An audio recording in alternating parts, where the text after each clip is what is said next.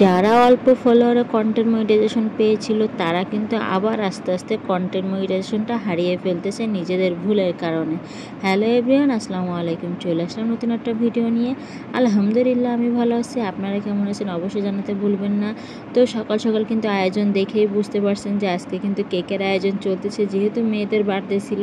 তো বরাবরের মতন কিন্তু সবাই বাসায় আমার হাতে কেকটা অনেক পছন্দ করে, আর রাত্রে ওরা বলে রাখছিল যে কেকটা বানিয়ে রাখতে। তো সকালবেলা উঠে দেরি না করে, যেহেতু রোজা রমজান মাসে সকালে একটু কাজ কম থাকে, আর বাসায় সকালে বুয়া অনেকটা কাজ গুছিয়ে দিয়ে যায়, যার কারণে কিন্তু দেরিতেই উঠেই কিন্তু আমি ঘুম থেকে আগে কেকটা বানিয়ে নিলাম। কারণ কেকটা বানিয়ে রাখার পরে কিন্তু আমার বাসায় এমনটা হয়, আমি 2 ঘন্টা ফ্রিজে রাখতে পারি না, তার ভিতরে কিন্তু কেকটা কাটা হয়ে যায়। এই জন্য ভাবলাম আজকে সকাল সকাল শুরু করি।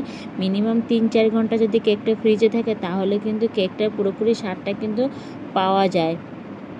তা না হলে কিন্তু কেকটার স্বাদটা পুরোপুরি পাওয়া যায়, কিন্তু ওইভাবে আর আসে না। মিনিমাম 4 থেকে 5 ঘন্টা কিন্তু ফ্রিজে কেকটা রাখতে হয়। তো এখানে কিন্তু আমি ডিমটা ফমি একটা ভাব করে নিচ্ছিলাম মেশিন দিয়ে।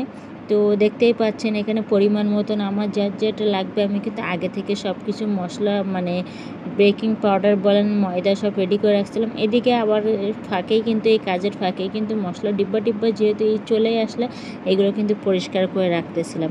তার ফাঁকে কিন্তু আমার এদিকে মেরিনেটটা করা হয়ে গেছে, ডিমের ফোমটা করা হয়ে গেছে, দেখেই বুঝতে পারতেছেন একদম ক্রিমি একটা ভাব। তো এইখানে আমি চেলে রাখা যে ময়দাগুলো, কোকো পাউডারগুলো, দুধগুলো, তারপরেতে যে সব ছেঁকে নিয়েছিলাম আমি কিন্তু ওটা আস্তে আস্তে অল্প অল্প করে দিচ্ছি। এই জিনিসটা আপনারা যারা কেক বানান সবসময় কিন্তু এই জিনিসটা লক্ষ্য করেন, এটা কিন্তু অনেক আস্তে আস্তেই করতে হয়। যেহেতু আমার ভিডিওর স্পিডটা বাড়ানো, ভিডিওটা অনেক লং হয়েছে, তাই কিন্তু দেখে মনে হচ্ছে আমি খুব স্পিডে করতেছি, কিন্তু না, আমি কিন্তু এটা খুব আস্তে আস্তে স্লোভাবে করতেছি। আর আমি কিন্তু একবারেই ঢালি নেই, আমি কিন্তু পুরোটা 2 বার ঢেলে নিয়েছি। ঢেলে নেওয়ার পরে কিন্তু আমি এখানে সম্পূর্ণ ভালো মতন মিশিয়ে আমি কিন্তু চুলায় বেকিংয়ের জন্য দিয়ে আমার বাকি যে পরিষ্কারের কাজগুলো ছিল সেগুলো করে নিব। আর কেক বানানোর সময় কিন্তু দেখেন অনেকগুলো জিনিসটা হয় এই একটুখানি, কিন্তু কেকের মাল সামান কিন্তু অনেকগুলো থাকে যে আশেপাশে পুরো রান্নাঘর একদম ছেতরায় যায়। তো এইখানে যেহেতু ওরা চকলেট কেকটা পছন্দ করে, এই জন্য চকলেট যে ইয়েটা থাকে, ওরা বলছিলাম আমাদের কেকের ভিতরে চকলেটের এটা দিয়ে দেবে, অনেক ভালো লাগে। তো এখানে আমি কেকটা বেকিং করতে দিয়ে কিন্তু আমার হয়েই গেছিলো প্রায় 30-40 মিনিট। এইখানে আবার 3 জন একদম চুলার পাশে বসে আছে, ডিস্টার্ব করতেছে কীভাবে কেক বানায় কেকের ক্রিম খাওয়ার জন্য। এরা যে কেকের ক্রিম এত পাগল, কেকের ক্রিম খাওয়ার জন্য আমার পাশে বসে আছে।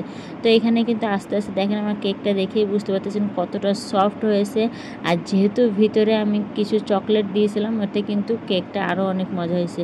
তো কেকটা আমি আস্তে আস্তে ফিনিশিং করে নিয়েছিলাম। আর যেহেতু আমি বাসায় করি, কোনো প্রফেশনাল না কারোর থেকে শিখে নেয়, সেহেতু সেই হিসেবে কিন্তু আমার কেকটা মাশাআল্লাহ অনেক টেস্টি হয়, টেস্টি ট্রিটের কাছাকাছি।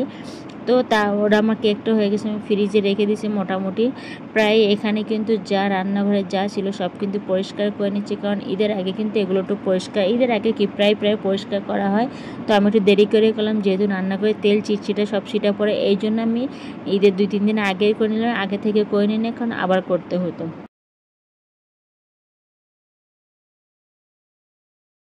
তারপর রান্নাঘরটা মোটামুটি গোছানোর পরে কিন্তু বিকালের জন্য রান্নার আইটেমগুলো সব এখানে নিয়ে নিয়েছিলাম।